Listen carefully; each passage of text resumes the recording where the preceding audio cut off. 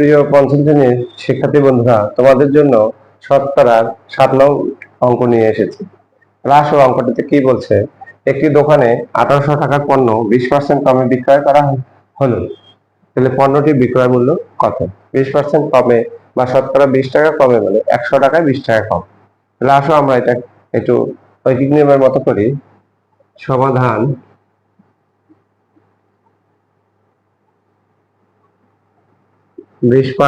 শতকরা 20% কমে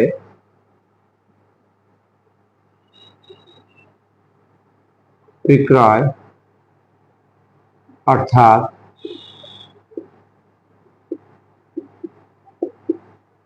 ক্রয় মূল্য 100 টাকা হলে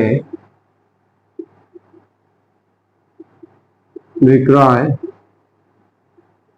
মূল্য 100-20 টাকা সমান হচ্ছে 80 টাকা। তাহলে আমাদের বিক্রয় মূল্য 20% কমে বিক্রয় করা হলে পণ্যটার যদি ক্রয় মূল্য 100 টাকা হয় তাহলে বিক্রয় মূল্য হবে 80 টাকা। প্লাস আমরা লিখি ক্রয় মূল্য 100 টাকা হলে বিক্রয় মূল্য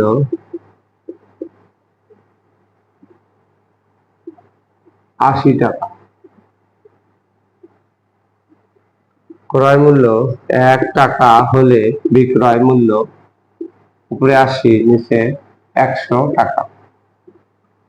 ক্রয় মূল্য 1800 টাকা হলে বিক্রয় মূল্য 80 গুণ 1800 নিচে 100।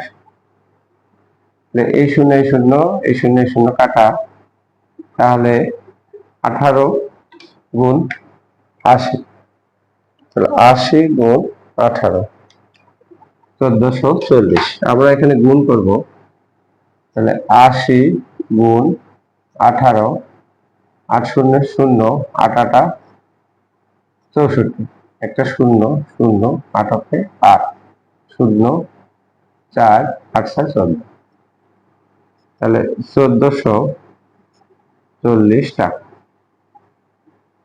তাহলে উত্তর বিক্রয় মূল্য কত? বিক্রয় মূল্য